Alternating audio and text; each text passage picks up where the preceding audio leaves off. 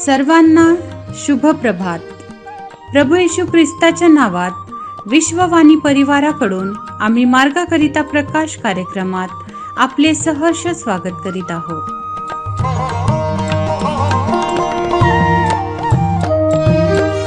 काळ चालला धावत धावत, काळ चालला धावत धावत, नच थांबे क्षणभरी, विचार कर अंतरी मानवा, विचार कर अंतरी मानवा, विचार कर अंतरी.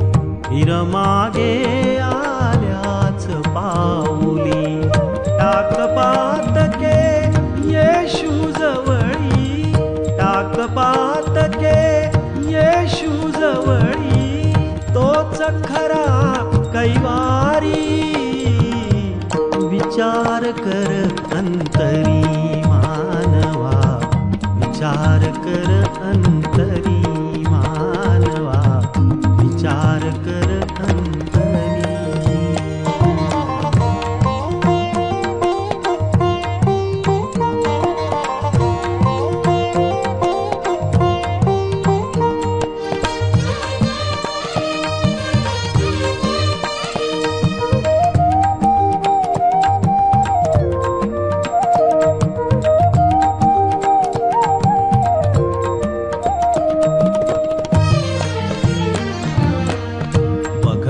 बघता जाईल संधी, बघता बघता जाईल संधी, उतरेल तुझी केव्हा धुंदी, उतरे.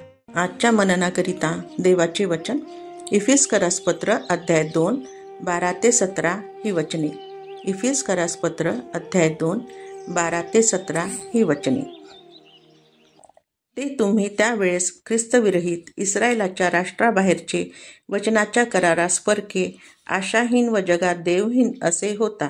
परंतु जे तुम्ही पूर्वी दूर होता ते तुम्ही आता ख्रिस्त येशूमध्ये ख्रिस्ताच्या रक्ताने जवळ आला आहात. कारण तो आपला समेट असा आहे, त्याने दोघास एक केले आणि मधली आड भिंत पाडिली. त्याने आपल्या देहाने वैर नाहीसे केले.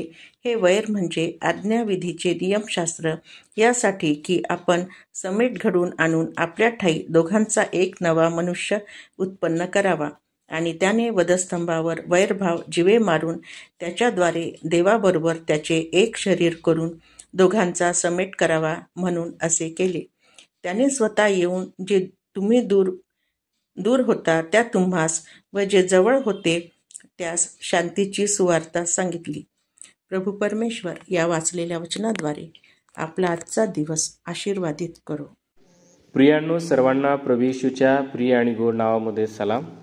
जो शास्त्रभाग आपण या ठिकाणी वाचलेला आहे इफिसकरास पत्र याचा 2रा अध्याय आणि वचने 12 ते 17 या वचनापर्यंत, या ठिकाणी संत पौल इफिस येथील मंडळीला तो सांगत आहे की तुमचं पूर्वीचं जीवन कसं होतं.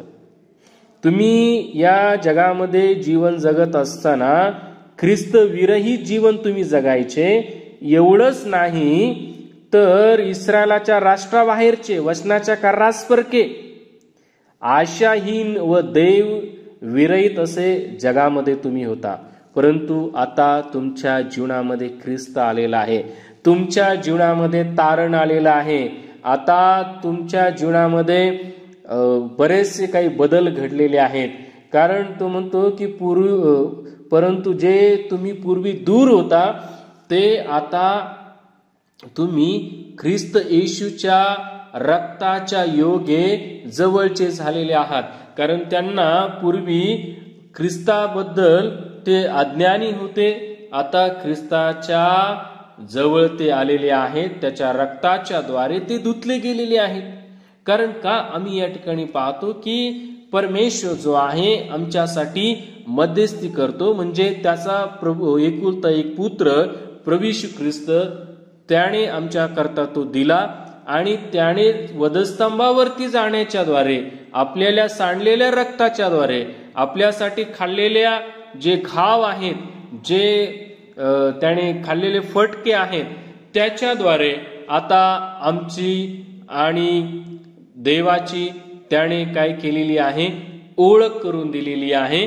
कारण त्याने आपलं पाप जे आहे ते वधस्तंभावरती ख्रिस्ताच्या द्वारे वाहिलेलं आहे. आता तुम्ही आणि मी देवाचे लेकर आहोत. आता तुम्ही आणि मी देवाचे जवळचे आहोत. आता आम्ही परराष्ट्रीय नाहीये, आम्ही परके नाही आहे, तर आम्ही देवाचे लेकर आहोत. आणि म्हणून आता या ठिकाणी जी सुवार्ता आम्हाला कळलेली आहे त्याद्वारे आमचं जीवन आता बदललेलं आहे. आणि म्हणून या ठिकाणी पौलाची इच्छा आहे की आता तुम्ही एक चांगलं जीवन जगावं, म्हणून तो या मंडळीला लिहित आहे. तो या मंडळीची कान उघडणी करत आहे की आता पूर्वीचं जीवन तुमचं नष्ट झालेलं आहे, एक नव्याने तुमच्या जीवनामध्ये चालना मिळालेली आहे. तर तुम्ही परराष्ट्रीयासारखं परकेहीन असं आता वागू नये, कारण तुम्ही त्याच्या रक्तामध्ये धुतले गेलेले आहेत. आता यापुढे तुम्ही त्याच्या जवळचे आहात, म्हणून तुम्ही त्याच्या मार्गामध्ये चालावं. म्हणून या ठिकाणी पौल जो आहे मंडळीला सहाय्य आणि मार्गदर्शन करत आहे. आज तुमच्या आणि माझ्या जीवनाकरता देवाचं कार्य जे आहे अशाच प्रकारचं आहे. ज्यावेळेस आम्हाला तारण आणि एक जीवन मिळालं, पूर्वी आम्ही त्याचे लेकरं नव्हतो, पूर्वी आम्ही दासासारखं जीवन जगत होतो, तो आता आमचा मित्र झालेला आहे, तो आमचा तारक झालेला आहे, तो आमचा उद्धारक झालेला आहे. आणि आता आम्ही एक नवीन चांगलं जीवन जगावं, कारण शांतीची सुवार्ता आता आम्हाला कळालेली आहे आणि ही सुवार्ता आम्ही पुढे घेऊन जावं आणि त्याच्या मार्गामध्ये चालावं. म्हणून तो आम्हाला सहाय्य आणि मार्गदर्शन करत आहे. आणि म्हणून प्रभूच्या नावाला धन्यवाद देऊया. या आपण प्रार्थना करूया देवाने केलेल्या अपार कृपेबद्दल. जसं या ठिकाणी पौल मंडळीला इफिसीतील मंडळीला सांगत आहे, तशाच प्रकारे आज देव वचनाच्या द्वारे आमची कान उघडणी करून देत आहे की आम्ही भूतकाळामध्ये कसं होतो, परंतु आमचा वर्तमान काळ जो आहे, जो आमचा भविष्य काळ जो आहे, त्याच्या कृपेने आशीर्वादाचा आहे. आम्ही त्याची जवळचे आहोत, आम्ही त्याचे लेकर आहोत. या आपण प्रभूच्या नावाला धन्यवाद देऊया. आपले जीवन देवाच्या हातामध्ये समर्पित करूया.